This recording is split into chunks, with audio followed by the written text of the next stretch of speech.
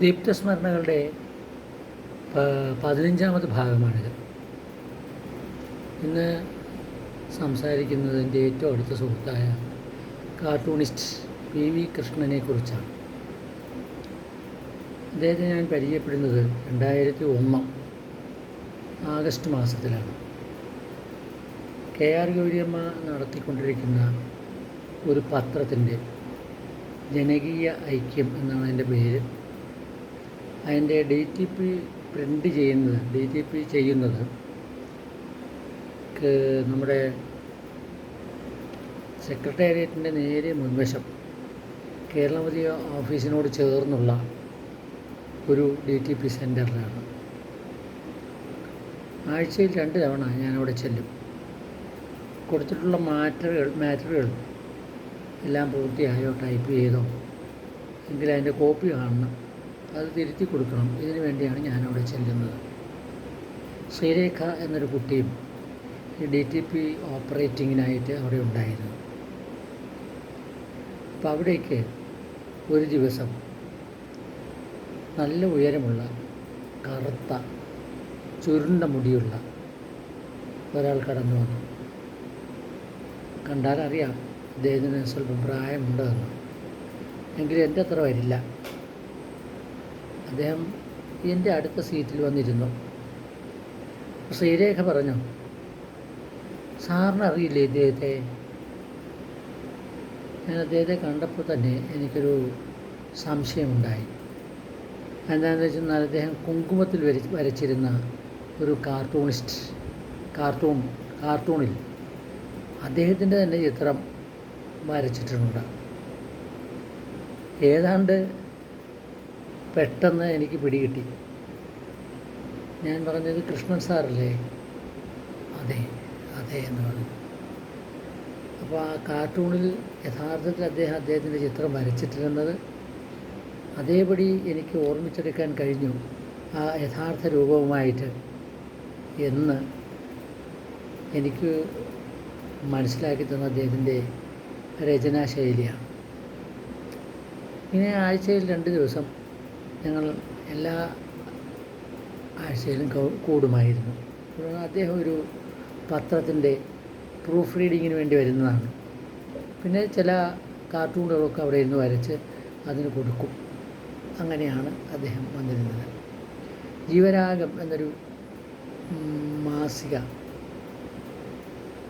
അവിടുന്ന് പ്രസിദ്ധീകരിക്കുകയല്ല, അവിടെ DTP ചെയ്തിരുന്നു.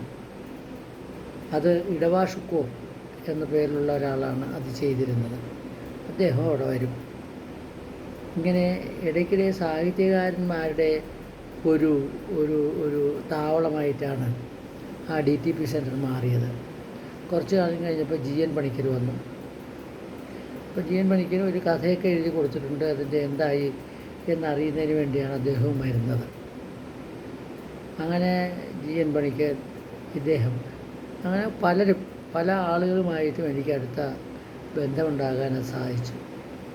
ഒരു ദിവസം കൃഷ്ണ സാറിനോട് ഞാൻ പറഞ്ഞു, സാറേ, ഞാൻ ചില കഥകളൊക്കെ എഴുതിയിട്ടുണ്ട്, അതിന് 1-2 ചിത്രങ്ങൾ വരച്ചു തരണം എന്ന് പറയും. പറയാത്ത താമസം അദ്ദേഹം ഉടനെ തന്നെ ആ കഥകൾ അങ്ങോട്ട് വാങ്ങി, കയ്യിൽ വാങ്ങിയിട്ട് ആദ്യത്തെ കഥ ഈ ഫോൺ ശബ്ദിച്ചുകൊണ്ടിരിക്കട്ടെ എന്നാണ്. ഒരു സ്ത്രീയെ, ഒരു മധ്യവയസ്സം കഴിഞ്ഞ ഒരാൾ എപ്പോഴും ഫോണിൽ വിളിച്ച് ശല്യപ്പെടുത്തുന്ന ഒരു കഥയാണത്. അപ്പം അങ്ങനെ വിളിക്കുമ്പോൾ അതെടുക്കുന്ന സ്ത്രീക്ക് ഉണ്ടാകുന്ന മാനസിക പ്രയാസങ്ങളാണ് അതിൻ്റെ അകത്ത് എഴുതിയിരിക്കുന്നത്. അവർ എടുക്കാതിരുന്നാലോ എടുത്താലോ എന്നിങ്ങനെയുള്ള ചിന്തയിൽ ഇരുന്നു പോവുകയും അവസാനം അവർ തന്നെ തീരുമാനിച്ചു ഈ ഫോൺ ശബ്ദിച്ചുകൊണ്ടിരിക്കട്ടെ എന്ന്, എടുക്കുന്നില്ല. അപ്പോൾ അങ്ങനെ ഒരു കഥ അദ്ദേഹത്തിന് വളരെ ഇഷ്ടപ്പെട്ടു എന്ന് എന്നോട് പറഞ്ഞു. അദ്ദേഹം അതിന് വളരെ ഭംഗിയായിട്ട് ഒരു ചിത്രം എനിക്ക് വരച്ചു തന്നു.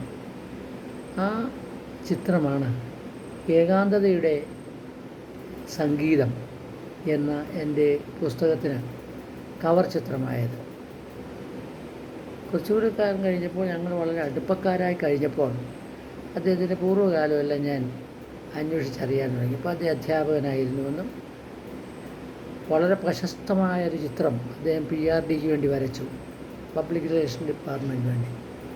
ഒരു കുരുവി മുട്ടയിടുന്നതിന് ഒരു മരക്കുറ്റി, മരയില്ല അവിടെ, അത് വെട്ടിപ്പോയി, മരക്കുറ്റിയിൽ വന്ന് ഇരിക്കുന്ന ഒരു ചിത്രമാണ്. ഇതെല്ലാവരുടെയും കണ്ണ് നനയിക്കുന്നൊരു ചിത്രമായിരുന്നു. അപ്പം അങ്ങനെ PRDയുടെ ഒരു ഒരു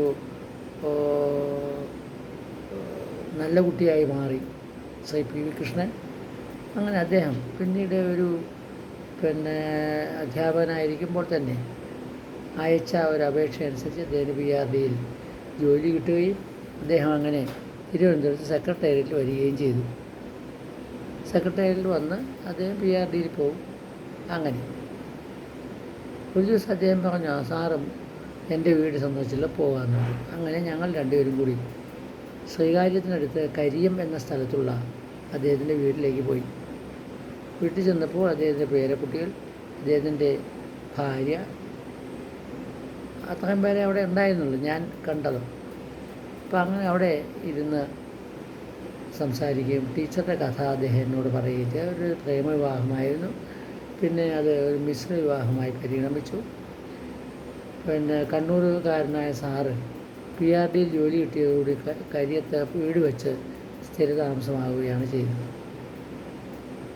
അങ്ങനെ ഞങ്ങളുടെ ആ അടുപ്പം എന്ന് പറയുന്നത് ഇപ്പം എനിക്ക് പറഞ്ഞറിയിക്കാൻ വാക്കുകളില്ല, ആ രീതിയിൽ ഉറച്ച ഒന്നായിരുന്നു. അദ്ദേഹത്തെ തിരുവനന്തപുരത്ത് 1-2 ദിവസം കണ്ടില്ലെങ്കിൽ ഞാൻ അദ്ദേഹത്തിൻ്റെ വീട്ടിൽ ചെല്ലും. എന്നെ കണ്ടില്ല, അദ്ദേഹത്തിൻ്റെ ഓഫീസിൽ വരും. ഇങ്ങനെ ഞങ്ങൾ വളരെ വളരെ അടുപ്പക്കാരായി. എൻ്റെ കഥകളൊക്കെ അദ്ദേഹം വായിക്കുകയും ആ വായിക്കുന്നതിന് അദ്ദേഹം ചിത്രങ്ങൾ വരച്ചു തരികയും ചെയ്തു. ഈ അടുത്ത കാലത്താണ് അദ്ദേഹത്തിൻ്റെ സഹധർമ്മിണി മരിച്ചത്. ഞാൻ ചേർത്തലയിലായിരുന്നതുകൊണ്ട് അവിടെ വരെ പോകാൻ കഴിഞ്ഞില്ല. ഞാൻ ചേർത്തലയിലായിരുന്ന അവസരത്തിൽ എഴുമയുടെ ഓഫീസിൽ നിന്ന് പിരിഞ്ഞതിന് ശേഷം ഞാൻ എൻ്റെ നാട്ടിലുള്ളൊരു സ്വാശ്രയ കോളേജിൽ ജോലി ചെയ്യുകയാണ് ചെയ്തത്. സ്വാശ്രയ കോളേജിലെ TTA വിഭാഗത്തിലായിരുന്നു എൻ്റെ പ്രവർത്തനം. അതിനകത്ത് 8 സ്ഥാപനങ്ങളുണ്ടായിരുന്നു. 8 സ്ഥാപനങ്ങളിൽ ഒന്നാണ് SNGM TTA. അവിടെയായിരുന്നു എൻ്റെ ജോലി. അവിടെ ഞാൻ പ്രിൻസിപ്പലായിരുന്നു. അപ്പോൾ എല്ലാ വർഷവും 15 ദിവസം TTAയിലെ അധ്യാപക വിദ്യാർത്ഥികളും അധ്യാപകർ ഒന്നിച്ച് ചേർന്ന് താമസിക്കുന്ന ഒരു പ്രവർത്തനമുണ്ട്. അതിന് സാമൂഹ്യ സഹവാസ ക്യാമ്പ് എന്നാണ് പറയുക. അപ്പോൾ സാമൂഹ്യ സഹവാസ ക്യാമ്പിൽ പ്രശസ്തരായ ഒട്ടേറെ വ്യക്തികളെ കൊണ്ടുവന്ന് കുട്ടികൾക്ക് അവരെ കൊണ്ട് അവരെ പരിചയപ്പെടുത്തുകയും അവരിൽ നിന്ന് പ്രചോദനം ഉൾക്കൊണ്ട് ചിലരെങ്കിലും ചില പ്രവർത്തനങ്ങളിൽ ഏർപ്പെടുകയും ചെയ്യുമായിരുന്നു. അങ്ങനെ തിരുവനന്തപുരത്തായിരുന്ന കൃഷ്ണ സാറിനെ ഞാൻ ക്ഷണിച്ചു. അദ്ദേഹം വന്നു. അദ്ദേഹം സാധാരണ ബസ്സിൽ തന്നെ കയറി വന്നു. ഏതാണ്ട് ഞങ്ങളുടെ നാട്ടിൽ നിന്ന് 75-80 കിലോമീറ്റർ അകലെയാണ് തിരുവനന്തപുരം. അപ്പോൾ അദ്ദേഹം സാധാരണ ബസ്സിൽ അവിടെ വന്നിട്ട് ആരുടെയും ഒരു സഹായം കൂടാതെ TTAയിൽ വന്നു. TTAയിൽ വരികയും ഒട്ടേറെ കാർട്ടൂൺ വരയ്ക്കുന്ന രീതി കുട്ടികൾ പറയുകയാണ്. ഇന്ദിരാഗാന്ധി ഉടനെ അദ്ദേഹം പെട്ടെന്ന് ചോക്കെടുത്ത് ബോർഡിൽ വരയ്ക്കും. കുട്ടികൾക്കും അധ്യാപകർക്കൊക്കെ വലിയ കൗതുകമായി. പിന്നെ VS അച്യുതാനന്ദൻ ഉടനെ വരയ്ക്കും, KR ഗൗരിയമ്മ ഉടനെ വരയ്ക്കുന്നു. ഇങ്ങനെ ഏത് നേതാവിനെയും പെട്ടെന്ന് വരച്ചെടുക്കാനുള്ള ഒരു കഴിവ് അദ്ദേഹത്തിനുണ്ടായിരുന്നു. കാർട്ടൂണുകൾ ചിരിയും ചിന്തയും ഒരുപോലെ ഉണർത്തുന്നതാണെന്ന് എല്ലാവർക്കും അറിയാം. ഞാൻ അദ്ദേഹത്തോട് ചോദിച്ചു, ഇത് എങ്ങനെയാണ് സാറേ സാധിക്കുന്നത് സാറിന് പെട്ടെന്ന്? അപ്പം അദ്ദേഹം പറഞ്ഞു, ഏതൊരു മനുഷ്യനും അദ്ദേഹത്തിൻ്റെ മുഖത്ത് നോക്കിയാൽ എന്തെങ്കിലും ഒരു ട്രേഡ് സീക്രട്ട് ഉണ്ടാവും, അത് കണ്ടുപിടിക്കണം. ഉദാഹരണത്തിന് ഇന്ദിരാഗാന്ധി നീണ്ട മൂക്കാണ് അവരുടെ പ്രത്യേകത. അപ്പോൾ ആ നീണ്ട മൂക്ക് വരയ്ക്കുമ്പോൾ തന്നെ ആളുകൾക്ക് പെട്ടെന്ന് അവരിലേക്കൊരു അസിമിലേഷൻ വരികയായി. അത് ഇന്ദിരാഗാന്ധിയാണെന്ന് പറയുകയായി. VS അച്യുതാനന്ദൻ അദ്ദേഹത്തിൻ്റെ കവിളുകൾ ഇങ്ങനെ തുടുത്തിട്ട് താഴോട്ട് വരികയും മുകളിലോട്ട് ചെല്ലുമ്പോൾ കുറച്ച് ഒന്ന് ഒതുങ്ങിയുമാണ് കാണുന്നത്. അപ്പോൾ അങ്ങനെ വരയ്ക്കുമ്പോൾ അങ്ങനെ പെട്ടെന്ന് വരച്ചാൽ മതി. വരയ്ക്കുമ്പോൾ എല്ലാം ശരിയായി വരുന്നു എന്നതാണ്. ആരെ പറഞ്ഞാലും പെട്ടെന്ന് അവരുടെ ശാരീരിക പ്രത്യേകതയിൽ ഏതെങ്കിലും പ്രൊജക്റ്റ് ചെയ്തിരിക്കുന്ന ഒരു അംശത്തെ പ്രൊജക്ഷനിസത്തിലൂടെ കാണിച്ചുകൊണ്ടാണ് കാർട്ടൂണുകൾ മുന്നോട്ട് പോകുന്നത്.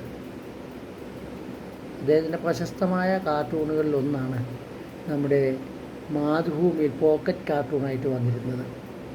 അതെല്ലാവരും കണ്ടിട്ടുണ്ട്. അത് വളരെ പ്രശസ്തമായി മാതൃഭൂമി ദിനപത്രത്തിൽ വന്നതോട് വളരെ പ്രശസ്തമായി തീർന്നു. സാറിപ്പോൾ ചെറിയ അസുഖമായിട്ടൊക്കെ ഇരിക്കുകയാണ്.